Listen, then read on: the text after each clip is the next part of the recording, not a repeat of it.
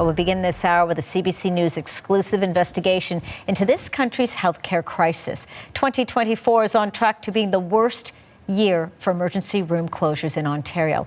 This is according to the latest data compiled by the investigative team at CBC News. They documented every ER and urgent care closure over the past 3 years in nearly 40 hospitals across the province. The increase in closures was largely due to rural hospitals closing permanently on weekends and evenings. Most of the closures are due to staffing shortages. Valerie Ouellette was part of the team digging into the data. She leads off our coverage this hour. This is a project I started with CBC Ottawa, Julie Ayrton, and we decided to track ER closures because, you know, you've been hearing it, I've been hearing it. We've all been experiencing it in some way. We know that there is a national trend of ERs, emergency rooms, and also urgent care centers closing, sometimes overnight, sometimes for weekends. And Julie and I wanted to know, is it getting better or worse this year? And when we looked in Ontario, we realized that there is no publicly available data to help us understand which hospitals or departments close most often. How long are these closures lasting? What are the reasons that are given for these? So we did the math. We crunched the numbers. We created our own data set. And here's how the data breaks down. So as you can see, first of all, there's the top 10 Ontario ERs by hours closed. As you'll see, there's 2 hospitals that are really standing out. Those are ERs, and they have 2 things in common. The first thing is that they're both in rural communities. One is near Kitchener, the other is near London.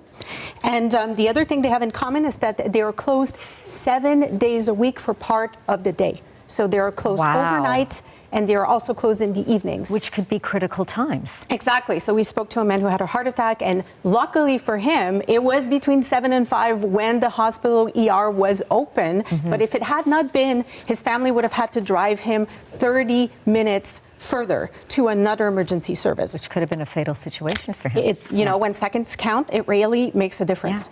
And we also looked at the reasons that are given by Ontario ERs to close. And, you know, again, a very clear trend. It is always because there is a lack of nurses, or almost always.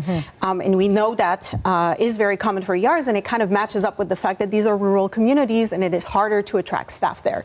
And then the last thing that we looked at is whether these ER closures were planned or not planned. So were they scheduled or unscheduled? And what we noticed is that there is another trend there. Since 2022, a lot of ERs have been unable to maintain service to a point where they have permanently changed their hours. So that's why we're seeing now that almost every closure in Ontario is categorized as scheduled. We spoke about all this with an ER doctor. Here's what he had to say.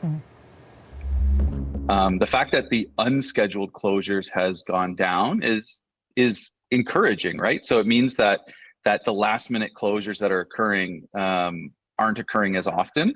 But the fact that the scheduled closures have gone up significantly is a bit of a concern, considering that does limit people's access to care, right? So a closure is a closure, whether it's scheduled or not. Many of the scheduled closures are occurring at night, but heart attacks, strokes, car accidents all happen at night as well. And that's an ER that can't be accessed by the local population.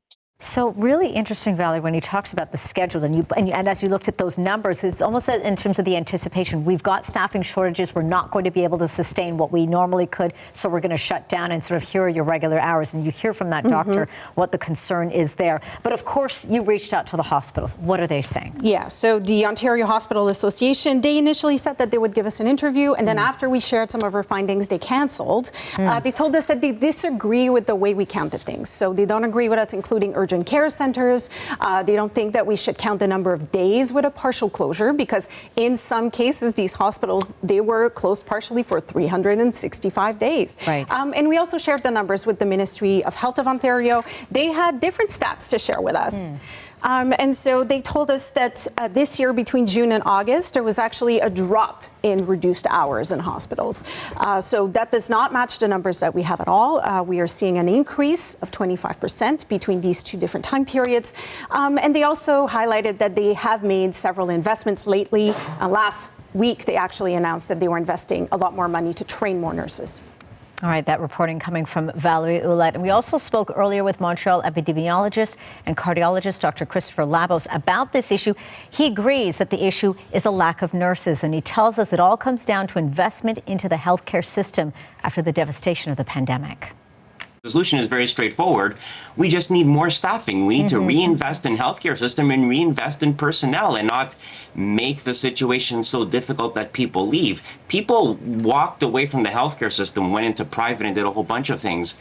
Not because of the money, not because they weren't being paid enough. They left because the working conditions were just not something they could keep doing on a long term. A lot of people just burnt out.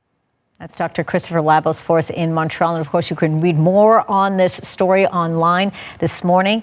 It is right now up on our homepage, and we'll be following the story over the course of the morning and into the afternoon.